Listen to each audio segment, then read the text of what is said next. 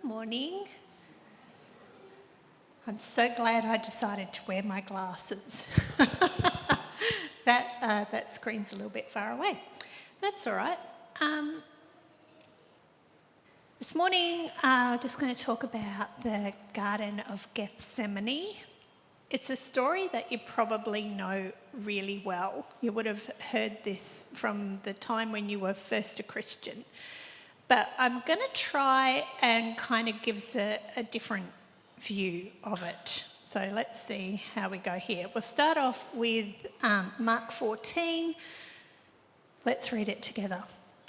And now they came to an olive grove called the Garden of Gethsemane, and he instructed his disciples, "Sit here while I go and pray." He took Peter, James and John with him and began to be filled with horror and deepest distress. And he said to them, "My soul is crushed by sorrow to the point of death. Stay here and watch with me." This is the Living Bible, by the way. It's a bit different to the NIV. He went on a little further and fell to the ground and prayed that if it were possible, the awful hour awaiting him might never come. "Father, Father," he said, "everything is possible for you. Take away this cup from me. Yet I want your will, not mine." Then he returned to the 3 disciples and found them asleep. "Simon," he said, "asleep? Couldn't you watch with me even 1 hour?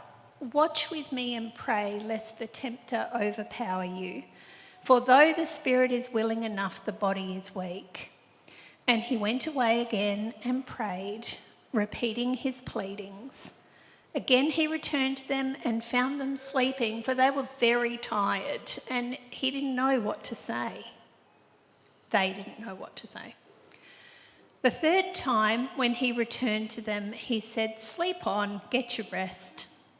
But no, the time for sleep has ended. "Look, I am betrayed into the hands of wicked men. Come, get up, we must go. The betrayer is here." Let's just pause and pray for a moment.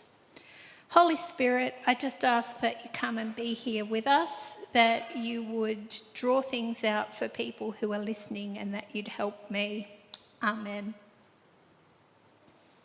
Okay, so just in case you didn't know, Gethsemane means the oil press.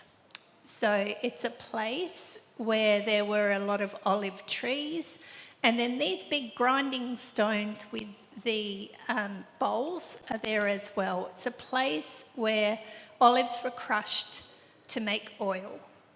And I think Jesus was very intentional about where he went and what he was doing. So he wanted to make it super clear. This time that we are going to spend here is not going to be easy. This is a hard time. There's going to be some decisions made and some crushing happening. And in the verse, he even says that he's feeling crushed. This time they've had the Passover dinner, they head out. Jesus is pretty sure about what's happening next. He knows where this is going. And even though he's spoken to the disciples, as Jason told us a couple of weeks ago, he gave them clues so that they knew what was going to happen. He even said that he would be betrayed, but they just didn't quite catch on. And sometimes we're like that too. We're given lots of information and it just doesn't seem right, and we don't pick up on it. So Jesus knew what was happening, and so he wanted to use this time well. The waiting time, waiting for the betrayer to come. Having just come out of a lovely time of community, he'd been with his friends, they'd had a meal together, they would have been feeling full of food, which is probably why they're a bit sleepy. But also, you know, when you just spend time with your people and you come away and you feel kind of loved, really.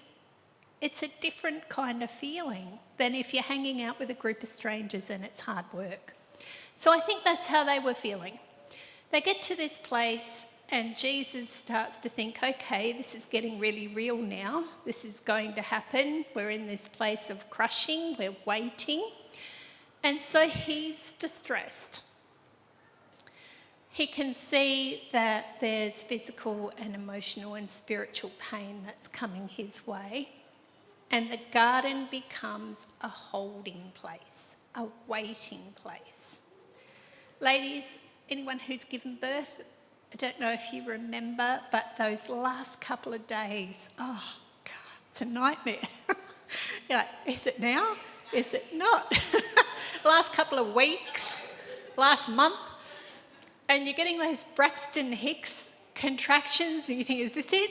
No, it's not. You're just waiting. It's hard to wait. Hard to wait. You know it's going to be terrible, but you want it to happen. That hard way to hold it. It also makes me think of the time when my grandfather was in hospital and he was dying. He was here, I was in Victoria, and my mum would ring and say, I don't know if you should come yet, he's still communicating, maybe wait. And then she'd call that night and say, I wish you'd been here. That kind of should I, shouldn't I, waiting period. It's hard to be in that kind of place. And I think that's what was happening. It was like that. There was something big coming, but it wasn't happening yet. And so they had to just wait. There are things that you can do in those waiting periods, and often we wish them away. We wish they were gone. We wish that it had moved forward already. But there's work that happens there that's really important that can prepare us for what's happening next. But I've jumped ahead. So Jesus knows what's happening and he wants to start to prepare. He goes to pray and he asks his closest friends to go with him. Jesus, who is God, asks men to pray with him. There's something about supporting each other in prayer rather than just praying by ourselves. It's a really important thing, I think. And he also says, pray for yourselves. Pray that you'll be ready. Pray that you'll be strong, that you won't be tempted. But guess what? They're sleeping and they kind of miss out on that opportunity to get ready for what's happening next. In those waiting times, prayer can really make the difference between how we are now and how we are when it all comes to an end. And Jesus knew that, but I'm not sure that the disciples caught on to that. So during that waiting time, Jesus is by himself and he pleads with God. He doesn't just ask him, it's not just if you can, he's pleading. Please find another way. But he calls God Abba Father, which as we know is a term that a child uses for their father. And it just shows that he feels really close to God here. He's leaning into God to get ready for what's going to happen. He's not feeling separated. He's not feeling distant. He's feeling really close. So much so that he can say, not what I want, but what you want. Not my will, but yours be done. And that's a big statement to make, I think. Sometimes we are called to have to make that decision as well. When something large is looming and we're worried about it, to be able to get to the place where we can say, God, whatever the outcome, it doesn't have to be my way. It's that surrender, isn't it? And that's a hard place to sit. So I've got a question here for you. Bruce and I were driving back from our daughter's wedding in Melbourne a couple of weeks ago, and we were listening to a podcast, and the podcast guy, I can't even remember which one it was, he said, "Does God always protect us?" And I was like, oh. My immediate response is, yes, of course he does. Of course he does. And then I thought, hang on, that's not actually my experience.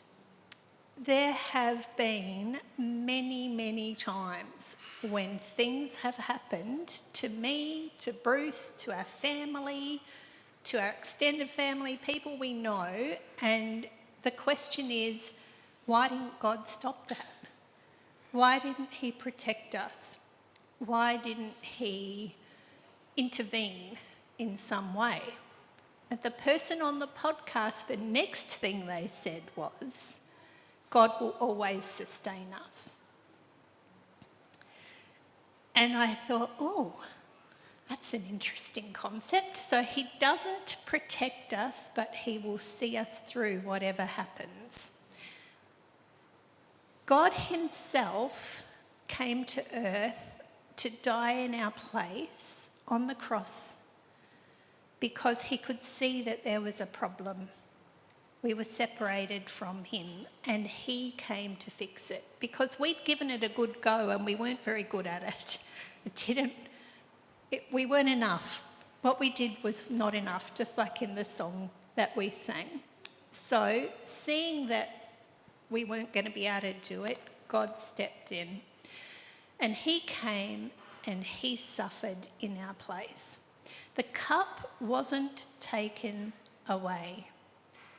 God the Father didn't protect Jesus from what was going to happen on the cross, but he did sustain him so that he could continue through what was really a very brutal and terrible death.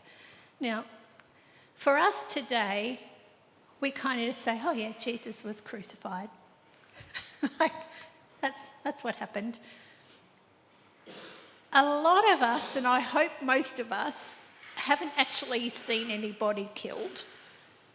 I hope that's our experience. I work with people who have fled countries where they see people slaughtered in front of them, where they are tortured themselves, where public execution happens on the street.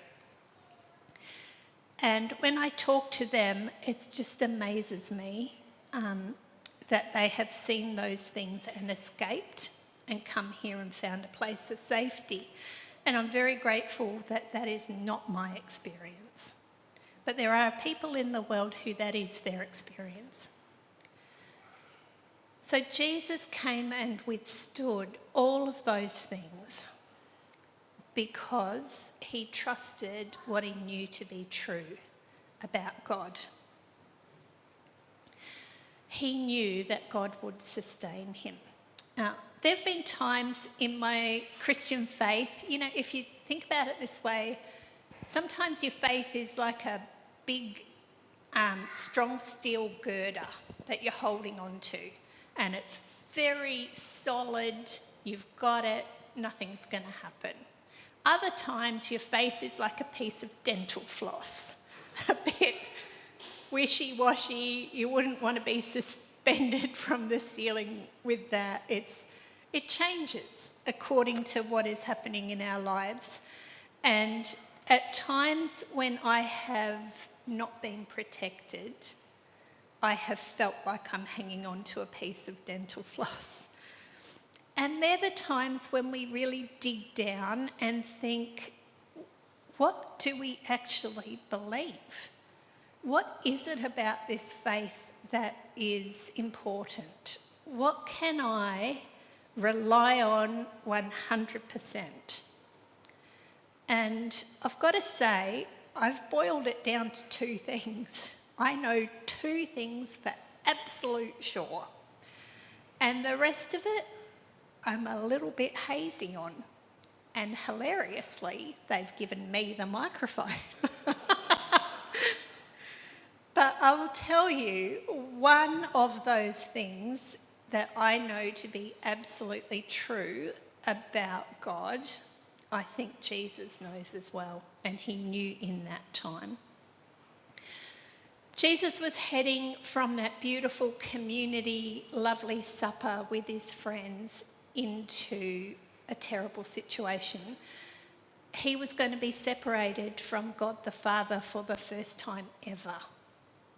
And to be cut off from God, something that he didn't know what that was going to be like. It was unknown. He didn't know what that would be. I just want to say and reassure us that being afraid or feeling unsettled or like you're not sure, they're not sinful things. It's what we do next that's the problem. But to have those feelings is just being human. And Jesus, in his humanness, had those feelings too. So he can identify with us at that separation from God when we're unwell, when things are not going well. He knows because he did it. He's been there and he understands.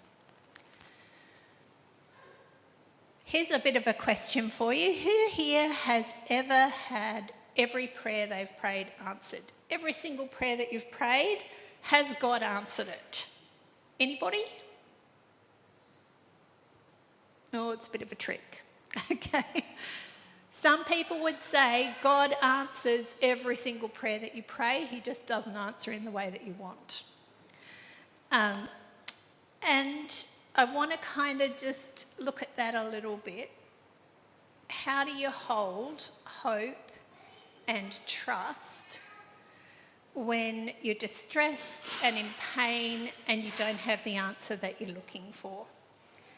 What certainties sustain you when that happens? Just turn to the person next to you. I'm going to do that terrible thing and make you talk to people.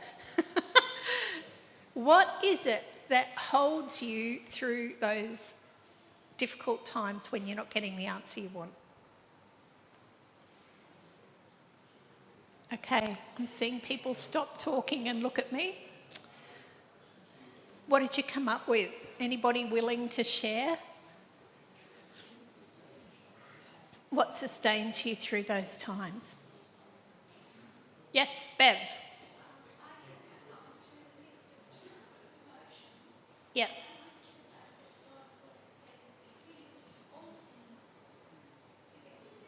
Okay, so Romans 8:28, a Bible verse, something that sustains Bev through when things are difficult, a belief that God will work through whatever circumstance you're in. Yeah, great. Anyone else? No? Okay, that's all right. Jace is still talking, so that's my school teacher skill there. Oh, yes. Go, Ali. Okay, God can be trusted. How do you know that he can be trusted? Yeah. If he's done it before, then he can do it again. Yeah. Were you going to say something, Jace? That was the same. Oh, how nice is that? So, yeah, I think that it's knowing what is for sure can make a difference when there is no answer or not an answer that we want. And it can be distressing when you've got a grandchild, a child, a parent, a best friend who's in pain, who's suffering, and you're faithfully taking that to God and nothing is changing. That we would have to be honest and say that's distressing. But our answer is we go back to what we know is true about God, and that is what sustains us. Has anybody had God actually leave them when they are in a time of need?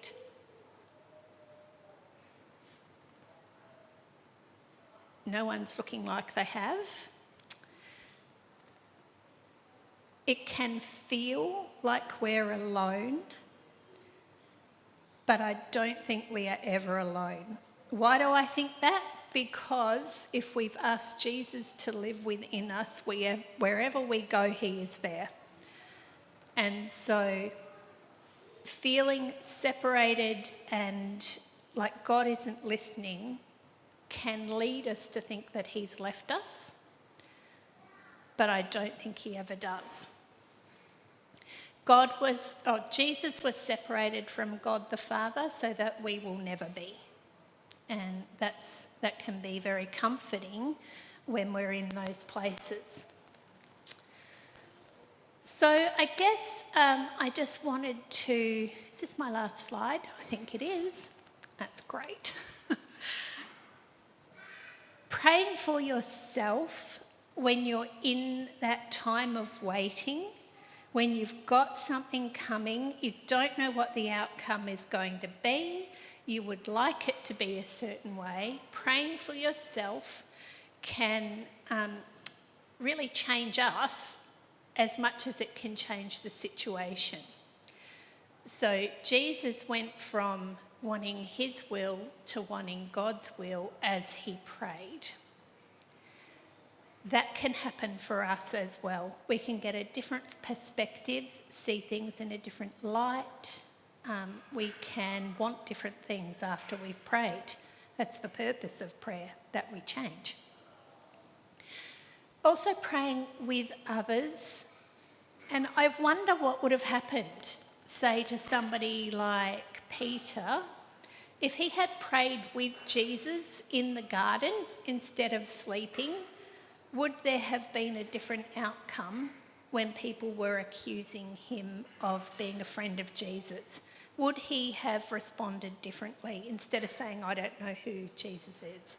I don't know. None of us knows that, but it's just an interesting thought.